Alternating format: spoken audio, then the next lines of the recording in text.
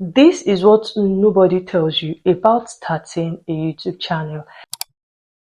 Hey up guys, welcome back to another video. It is me, myself, and I, Ifeoluwa. How are you doing? In today's video, I want to share a little bit of my YouTube journey with you guys because I believe there are YouTubers out there who struggle with things I struggled with, and I believe my experience with YouTube might be of help to any small YouTuber. With all of that being said, let us get right into today's video. I started my YouTube channel back in 2021. It was like a little after COVID, and one of the things that pushed me to start my YouTube channel was because during COVID I watched so many creators share their lifestyle, share vlogs, sit down videos, and I admired it. I admired who they were, the personality they portrayed. I admired the love they were getting. I admired the engagement.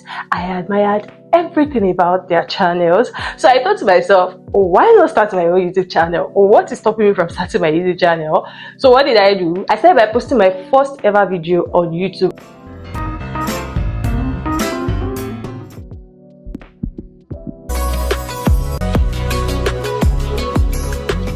And of course, my expectations were high. I was thinking I was going to get the same attention they were getting. I was thinking I was going to get the same engagement they were getting. I was thinking I was going to get the same views they were getting, because what makes my video different from theirs? My content was mostly inspired by the creators I watched, and in my head it made sense for me to get the kind of engagement they are getting if I am doing the kind of thing they are doing.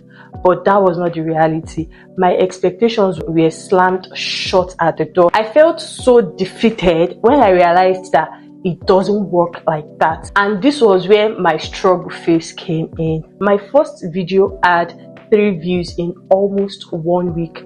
0 like, 0 comments. What did I do wrong? I was basically using these people as a blueprint. So why am I not getting the same results they are getting? I was drowning in my expectations, and this led to overwhelm. Overwhelm led to inconsistency. I started feeling like I was doing something wrong, and it didn't push me to put more of myself out there, work more for what I wanted. I just wanted the result, which is a mistake a lot of people make these days. You see so many people tell you, upload our videos, put this hashtag, put that hashtag, schedule your videos, you will get 1,000 views, you will get 1,000,000 views. A lot of new YouTubers come in with the expectations of getting thousands of views on their first videos, having thousands of subscribers in their first 5 months on YouTube. Of course, it works for some people, but that is not the normal in most reality. Most of the people I was looking up to, they started from somewhere, but I did not see them start their journey. I saw them at the phase where they are already big, they have brand deals. So I really was not getting inspired by their journey. I was only getting inspired by the achievement or the position they've attained in their YouTube journey, with their YouTube channel, on social media. That was what was inspiring me, and that is the worst kind of inspiration you would want to have as a new YouTuber. I made the mistake of comparing myself to them. I wanted to have their type of aesthetic, you know, the White House with flowers and lightings and so many beautiful decorations. I wanted every single one of it, because to me, that was what I thought was pushing their content. I was still very, very young back then, so obviously I can't even afford half of the things these people were purchasing to elevate my content or make my space look clean and minimal. I was still living with my parents back then, and if I remember clearly, my room was painted color green. Who wants to sit in a room painted color green and film a YouTube video? Who would sit to watch that kind of content? So that comparison started stealing my joy. It started stealing my reason to stay consistent. I wanted these people's reality so bad that I did not realize that they started from somewhere as well. I wanted my content to be so perfect that I was focused on the things I did not have, rather than work with what I had at the moment. I can't count the number of times I quit YouTube just because I wasn't getting the results. One thing I love to tell people when it comes to my YouTube journey is that I stopped trying to be perfect, because I realized that what matters the most is the consistency and the amount of work, the amount of energy I put into my content rather than perfection. To some extent, when it comes to YouTube, perfection is an illusion. It is an illusion you are sold to make you believe that if you are not having millions of views, then something is wrong with your content. Then you are not doing it the right way. Comparing your own results to a result of a YouTuber that probably started YouTube like 10 years ago, 9 years ago, 15 years ago, in some cases, I started focusing on the kind of content I was putting out. I started focusing on the quality of the content I was putting out. I started consciously working on my consistency. I feel so proud of my journey so far. It took a lot to realize that I was going in circles. YouTube is like a straight journey, and I kept going in circle in one position, which was the reason I was not progressing, because rather than putting in the work to progress, I was busy chasing the reality and illusion of what other people had. My advice for someone that is just starting YouTube would be to just start. Upload that video. Your first video might probably not get any views in 3 weeks, but do not let that discourage you. There is a process for everything. Don't wait to be perfect. Don't wait till you paint your room white. Don't wait till you get certain decors. Don't wait till you can afford certain things to start uploading.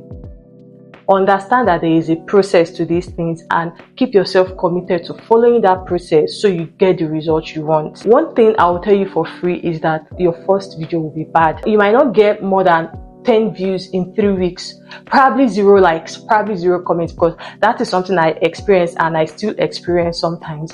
But do not let that hold you back. It is very, very, very, very okay to start from somewhere.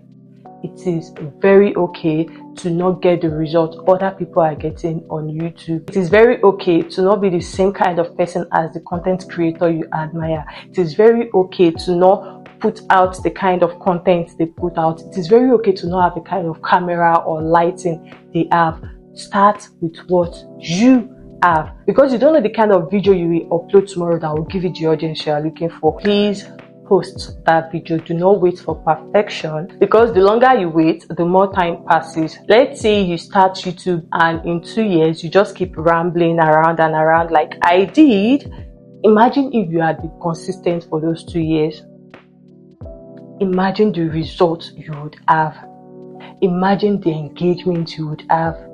Imagine the subscriber count you would have built.